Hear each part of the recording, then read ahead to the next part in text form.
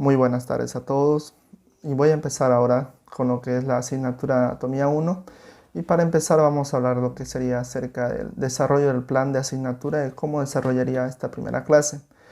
Para eso, para el inicio, que sabemos que lo primordial es recuperar conocimientos previos, primeramente haría una lluvia de ideas sobre qué son los huesos, de qué están compuestos y demás. Para eso yo utilizaría un aproximado de 15 minutos y utilizaría un material de apoyo como sea la pizarra. Para continuar con eso sería el desarrollo y sería la presentación y explicación sobre las generalidades de los huesos, su composición y clasificación. Para eso me tomaría un tiempo aproximado de 20 minutos. Yo utilizaría los materiales de apoyo como ser proyector, diapositivas, la herramienta de Geniali. Terminando de hacer la presentación, les pediría a los estudiantes que formen grupos de 4 personas y realicen una exposición acerca de lo que es las generalidades de los huesos. Para eso les daría 30 minutos más o menos y también usarían las herramientas de proyector, aplicación que ellos elijan, Geniali, Prezi y demás. Continuando con eso, lo que vendría a ser la finalización. Para terminar, realizaría un resumen y síntesis de todo lo avanzado y para aclarar cualquier duda y dejándoles también un poco de reflexión acerca de todo lo avanzado hasta aquí. Y después de todo eso, les tomaría un examen escrito. Para eso utilizaría una prueba escrita y la forma de evaluación sería formativa, sumativa y sería una heteroevaluación. Continuando, finalmente para eso les entregaría una ficha de metacognición con las preguntas de qué aprendieron, cómo aprendieron, para qué les sirve lo aprendido y cómo se sintieron con ello. Para eso les daría 10 minutos. Y con eso finalizaría lo que es la primera clase de la asignatura de Anatomía 1.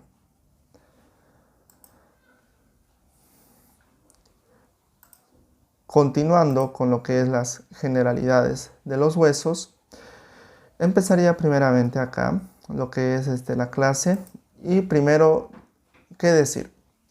¿Qué es el esqueleto humano? El esqueleto humano está encargado, es una estructura básica de nuestro cuerpo, fundamental, que se encarga de sujeción de nuestro cuerpo y está conformado por principalmente tejido óseo y tejido cartilaginoso. Como podemos ver acá en la figura, una figura representativa con rotación de 360 grados. Podemos ver aquí principalmente todo el esqueleto en sus diferentes visiones. Continuando, ¿cuáles son las principales funciones del sistema esquelético? La primera sería que es el soporte para el cuerpo, que sirve como una estructura general para que el resto del cuerpo se sostenga. Como podemos ver en la ilustración, vemos que el esqueleto es la base de todo nuestro cuerpo. También, continuando, vemos que la segunda función es la protección de las estructuras vitales. Todo el sistema nervioso central está protegido por el esqueleto, tanto el cerebro como la médula espinal, y también podemos ver aquí en la ilustración que hay muchos otros órganos que igual están protegidos por el esqueleto, como ser los pulmones, el corazón, también vemos los intestinos, vejiga, etc. Y esa es nuestra segunda función del sistema esquelético. También podemos ver que la tercera función es lo que se denomina homeostasis mineral. El tejido óseo almacena una serie de minerales, especialmente calcio y fósforo, necesarios para la contracción muscular y muchas otras funciones. Cuando son necesarios, el hueso libera minerales en la sangre que los distribuye a otras partes del organismo. Como vemos en la ilustración, podemos ver que el hueso tiene sus diferentes componentes y sirve de almacenamiento para lo que, como ya se dijo, calcio y fósforo principalmente. También la cuarta función del sistema esquelético que podemos ver es producción continua de células sanguíneas. Dentro de las cavidades situadas en ciertos huesos existe un tejido conectivo denominado médula ósea roja. Produce células sanguíneas rojas o hematíes mediante el proceso denominado hematopoiesis, que como podemos ver acá en la ilustración, vemos lo que es la médula cerroja y vemos que genera diferentes tipos celulares, principalmente siendo los glóbulos rojos, pero también forma todas las demás células que circulan a través de el sistema sanguíneo. Y esa es la cuarta función. Continuando, vemos que la quinta función y la última es que es una base mecánica para el cuerpo. Nuestro movimiento es gracias a que están los huesos presentes y sirven como punto de inserción de los músculos por el cual pueden producirse el efecto de palanca cuando un músculo se contrae. Como vemos aquí en la ilustración, tomamos como ejemplo en los huesos del brazo, aquí vemos el músculo bíceps, y aquí vemos cómo está relajado primeramente y una vez que realiza la contracción, el brazo se contrae. Y esa es la última función del sistema esquelético. Continuando, vemos lo que sería la división del esqueleto humano. Que primeramente el esqueleto humano, como podemos ver aquí en la ilustración, se divide en lo que viene a ser la parte axial y la parte apendicular. ¿Y de qué está compuesto la parte axial? Está compuesto de lo que es la cabeza, la columna vertebral y el tórax. ¿Ya? Esos son los principales componentes del esqueleto humano. También la parte apendicular se refiere a todo lo que es miembros, tanto superiores como miembros inferiores. Y ahora el esqueleto axial y el esqueleto apendicular, como vimos la división, están unidos por dos cinturas que se denominan cintura torácica o escapular y la cintura pélvica, que está principalmente compuesto. La cintura torácica se compone de lo que es, como vemos acá en la ilustración, el omóplato, que está por la parte posterior, y aquí por delante la clavícula. Y lo que es la cintura pélvica está compuesto por acá, como vemos, por los coxiales o ilíacos. Esa es la forma en que se unen el esqueleto axial y el esqueleto apendicular. Continuando ahora con lo que son las partes del hueso, podemos ver primeramente, como vemos acá en la ilustración, encontramos lo que es un hueso largo, que ya más adelante vamos a ver cuáles son las diferentes clasificaciones que tienen los huesos. Y en este hueso largo vemos que principalmente las partes son, se dividen en diáfisis, que es la parte media, que es la región central de todo el hueso. Luego tenemos lo que son a los ambos extremos una zona denominada epífisis, que como podemos ver es ambos extremos, de lo cual es la zona de la epífisis. Y entre la zona de diáfisis y epífisis se encuentra una tercera zona que se denomina metáfisis. Esta zona, en esta zona en particular, donde vemos por acá el punto rojo, es donde se encuentra el cartílago de crecimiento, que una vez que se solidifica esa zona, ya el hueso ya no va a crecer más. Y a este nivel encontramos diferentes tipos de problemas que pueden presentarse, porque hay problemas del cartílago de crecimiento. Y un dato curioso, si quieren, o un caso en particular que fue bien conocido, fue el jugador de fútbol Lionel Messi, que él cuando era muy joven, cuando era chico, le diagnosticaron este problema. Y él, para poder irse a lo que es el Club Barcelona, se lo llevaron y una de las partes del contrato era que el club se iba a hacer cargo de todo lo que era el tratamiento para el problema de salud del cartílago de crecimiento de Messi, lo cual, como sabemos bien, tampoco fue que hicieron que crezca mucho, pero sin ese tratamiento no nos imaginamos cómo hubiera sido. Y eso como un dato curioso. Continuando, ahora podemos ver lo que son las diferentes capas del hueso. ¿Y cuáles son las capas del hueso? Yendo de afuera para adentro, se encuentra lo que es el periósteo, que es la capa más externa que cubre al hueso. Continuando se encuentra el endósteo, ya. Y finalmente podemos ver lo que es la médula ósea, ya sea amarilla o también la médula ósea roja, que son diferentes.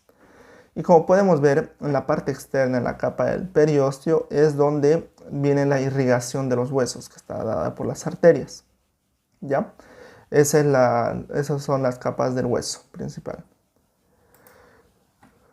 Continuando, y ya para ir finalizando lo que es la clase de introducción de los huesos, vemos principalmente ahora lo que es la clasificación de los huesos según su forma. Y aquí podemos ver, primeramente vemos lo que son los huesos largos. Los huesos largos. Y los huesos largos, ¿por qué se caracterizan? Primeramente, predomina la longitud al espesor y al ancho. Como podemos ver aquí, por ejemplo, el hueso fémur, podemos ver esas características que predomina la longitud en relación al espesor y al ancho. Y esos son los huesos largos. Consta, como ya habíamos hablado, de lo que es un cuerpo de diáfisis y dos extremos que serían las epífisis. Y unos ejemplos de los huesos que podemos ver acá serían fémur, podemos ver el cúbito, radio, también la tibia peroné, que vendría a ser otro de los huesos largos del cuerpo y los más conocidos. También, como dato, les digo que recuerden bien la denominación de un hueso largo. Las falanges de los dedos, las falanges que se encuentran en los dedos, también son huesos largos, porque predomina la longitud en relación al espesor y al ancho. Y aunque sea de una forma muy pequeña o diminuta, igual por definición vienen a ser huesos largos. Continuando, vemos lo que son los huesos cortos. Y por definición, los huesos cortos, en ellos todas sus dimensiones son similares, ¿ya? Son similares. O sea, ya sea tanto de su largo, de su espesor, son similares. Y aquí como ejemplo tenemos a los huesos principales, a los huesos del pie, que podemos ver acá lo que son el hueso de acá de la izquierda, es el hueso astrágalo, que es lo que forma el talón del pie, y la segunda ilustración vemos lo que es el hueso calcáneo. La principal función de este tipo de huesos es amortiguar contra impactos. Y vemos también, aparte de eso, en otras regiones que se encuentran los huesos de la mano, igual lo que es el hueso grande, hueso ganchoso, etc. Esos son los huesos cortos.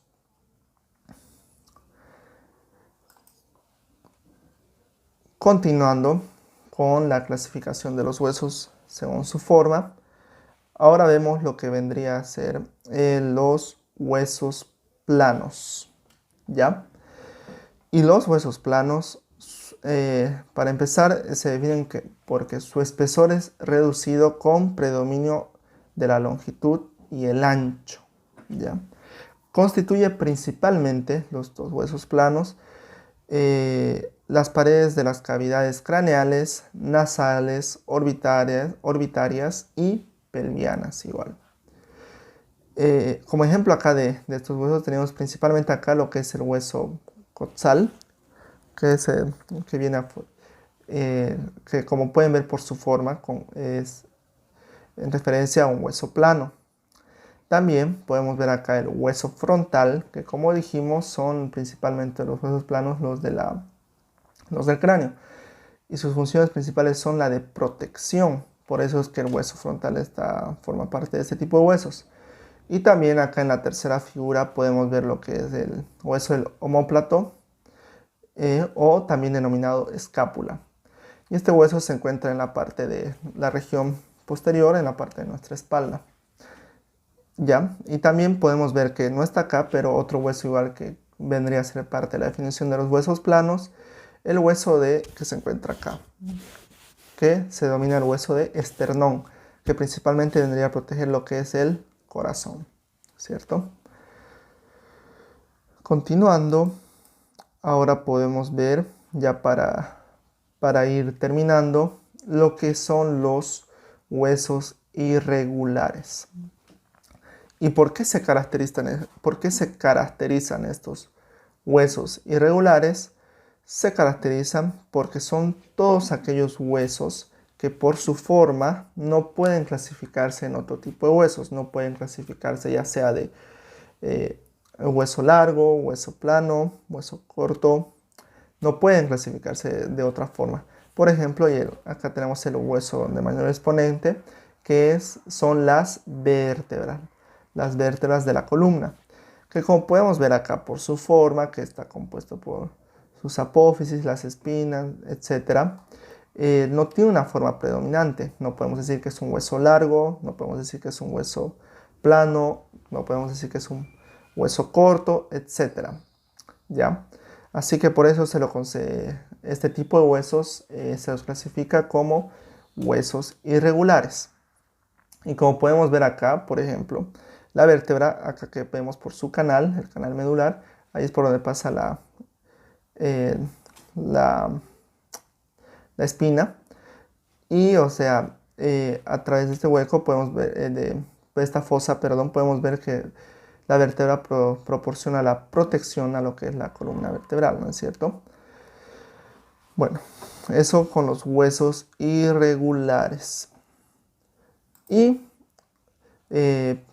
continuando, podemos ver lo que es los huesos. Por último, vendría a ser lo que son los huesos sesamoideos. ¿Y qué son los huesos sesamoideos?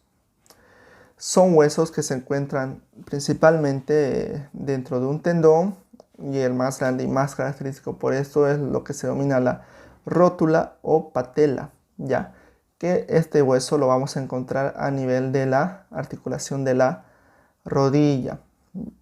¿Ya? La función de este hueso es potenciar el sistema de palanca, aumentando la tensión entre los tendones. A nivel de este hueso se inserta lo que es un solo músculo, ¿ya? Y lo que realiza es esto, sujetar y potenciar el sistema de palanca para la contracción, que esa es la principal función. También, aunque no está incluido acá, hay otros huesos sesamoideos también en el cuerpo, que vendría a ser, por ejemplo, lo que es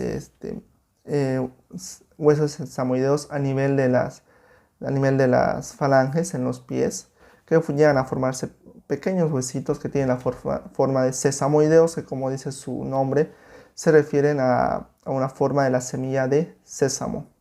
Pero el principal y máximo exponente de esta categoría es el hueso de la rótula.